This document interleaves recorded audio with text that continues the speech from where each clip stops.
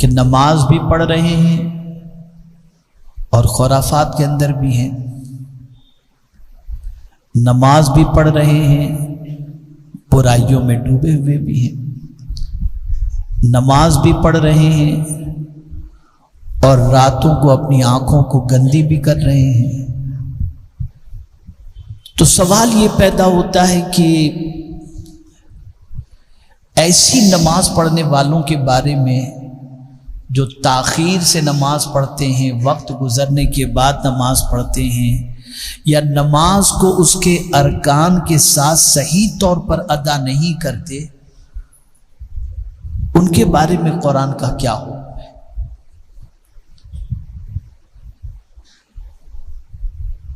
میرے پیارے آقا صلی اللہ تعالی علیہ وسلم کے پیارے دیوانوں، قرآن کہتا ہے فَخَلَفَ مِن بَعْدِهِمْ خَلْفٌ أَضَاعُوا الصَّلَاةَ، ان کے بعد ناخلف آئے جنہوں نے نماز کو ضائع کی۔ اب یہ نماز ضائع کرنا کسے کہتے یہ نہیں فرمایا گیا،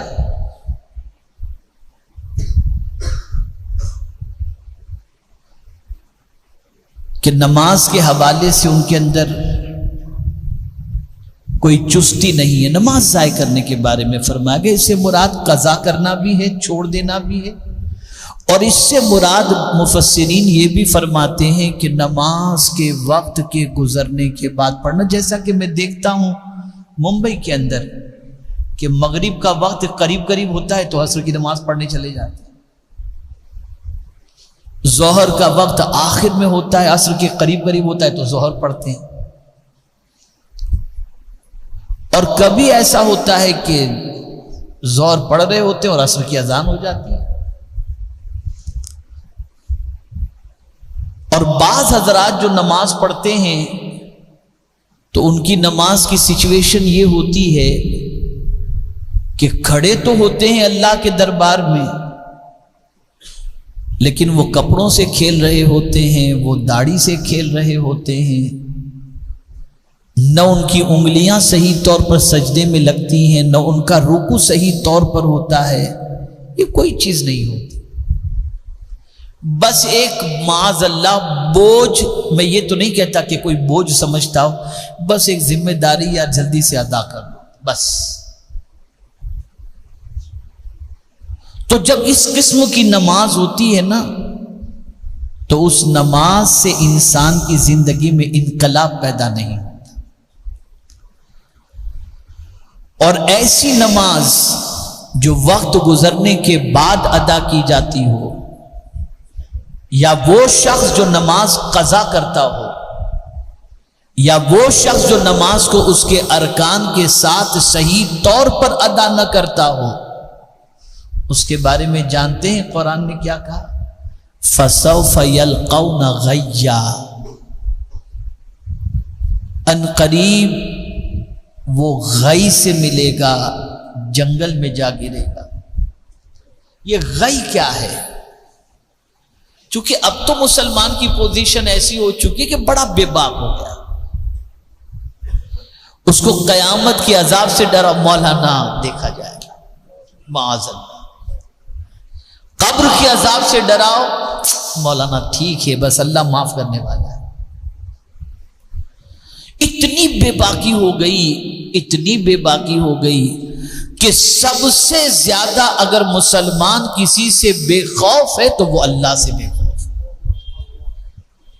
اللہ کا ڈر نکل گیا، اللہ کا خوف نکل گیا۔ کیا وجہ تھی کہ صحابہ کرام علیہم الرضوان نماز پڑھتے تھے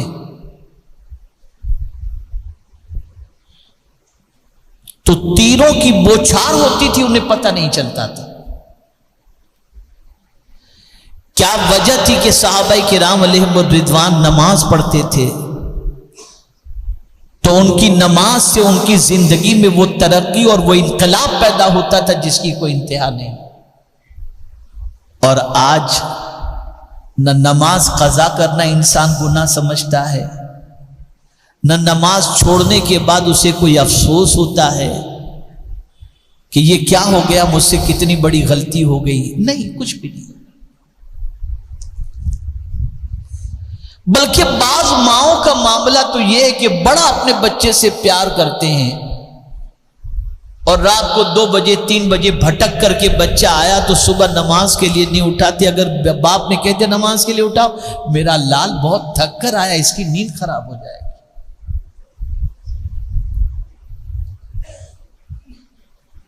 ترک صلاۃ کو کوئی معمولی گناہ سمجھ نہیں رہا آج۔ نماز کو ضائع کرنا اتنا بڑا گناہ ہے کہ قرآن کہتا ہے فَسَوْفَ يَلْقَوْنَ غَيًّا۔ یہ غی کیا ہے؟ آپ کو بتاؤں، جہنم اتنا گہرا ہے کہ اگر ایک کنکر جہنم کے کنارے سے پھینکا جائے تو تہ میں جانے کے لیے 70,000 سال لگتے ہیں، اتنا گہرا ہے جہنم۔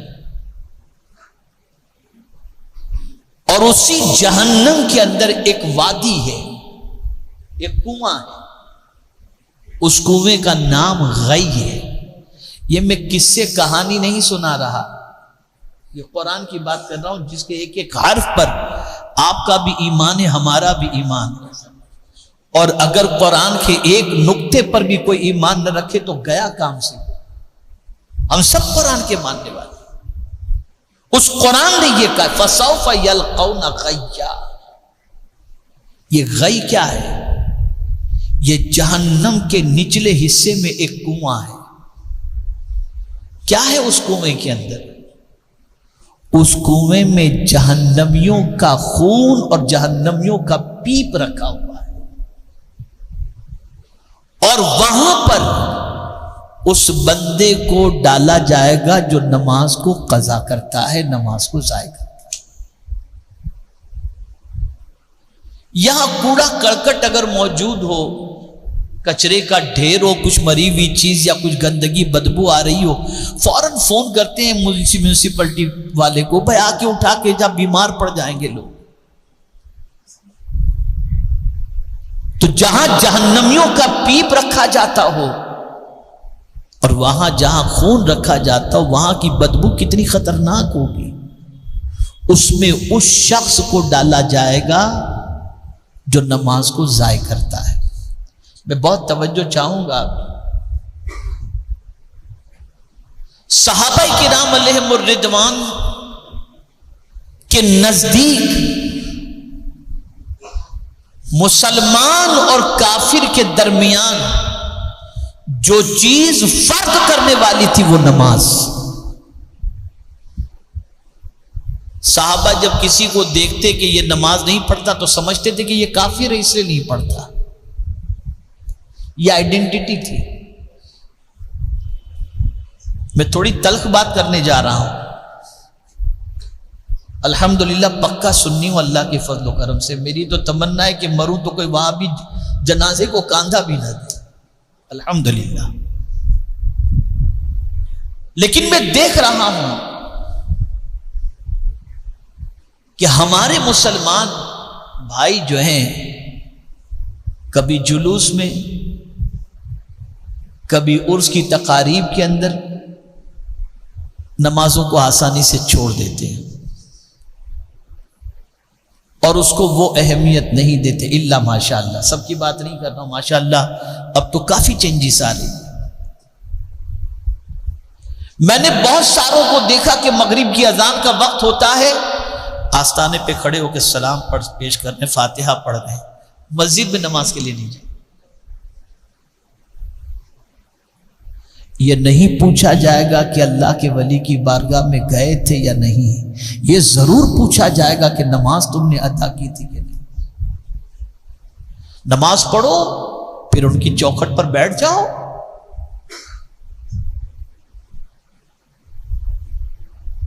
اللہ کی بندگی کرو وقت پر، اور اس کے بعد ان کی بارگاہ میں استغاثہ کرو، ان کے وسیلے سے دعا کرو، اللہ کرم کی نظر فرمائے گا۔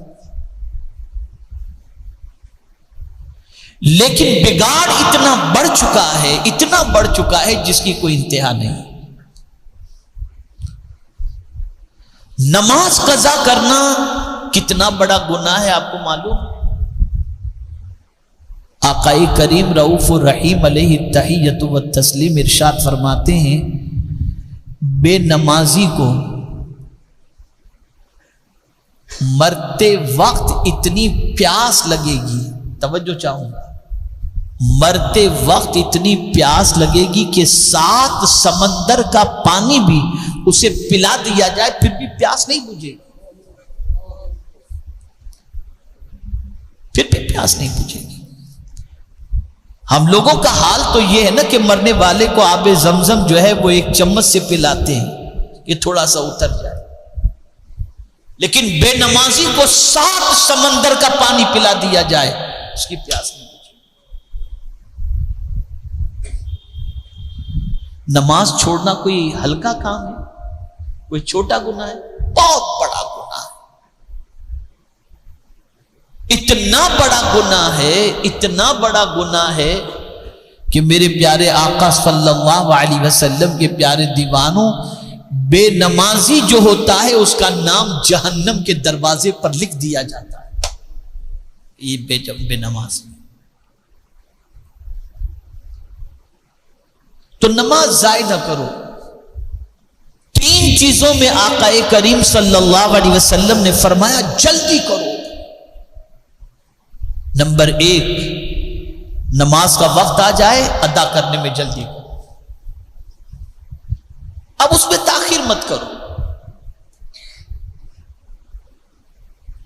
جلدی سے نماز پڑھ لو۔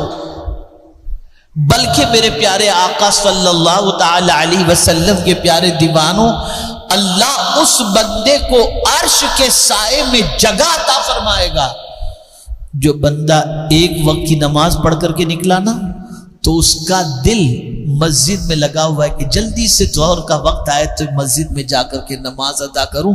سرکار فرماتے اللہ اسے عرش کے سائے میں جگہ عطا فرمائے۔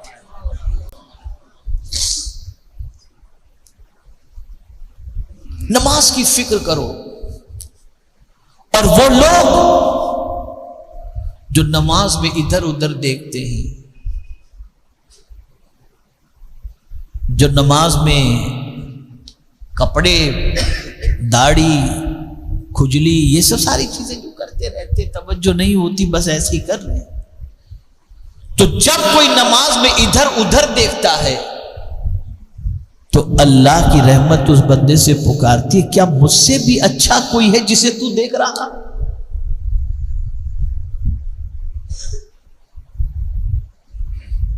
نماز پڑھو یکسوئی کے ساتھ پڑھو، جب وضو کرو اچھی طریقے سے وضو کرو، کہیں پانی جو ہے وہ بہنے سے رہ نہ جائے۔ چھوٹی فضیلت ہے وضو کی، آقا کریم صلی اللہ علیہ وسلم ارشاد فرماتے ہیں جب کوئی وضو کرتا ہے، چہرہ دھوتا ہے تو چہرے کے گناہ معاف ہو جاتے ہیں، کلی کرتا ہے منہ کے گناہ معاف ہو جاتے ہیں، ہاتھ دھوتا ہے ہاتھ کے گناہ معاف ہو جاتے ہیں، پیر دھوتا ہے پیر کے گناہ معاف ہو جاتے ہیں، اور اگر وضو سے پہلے بسم اللہ پڑھ لے اللہ پورے جسم کے گناہوں کو معاف فرما دیتا ہے۔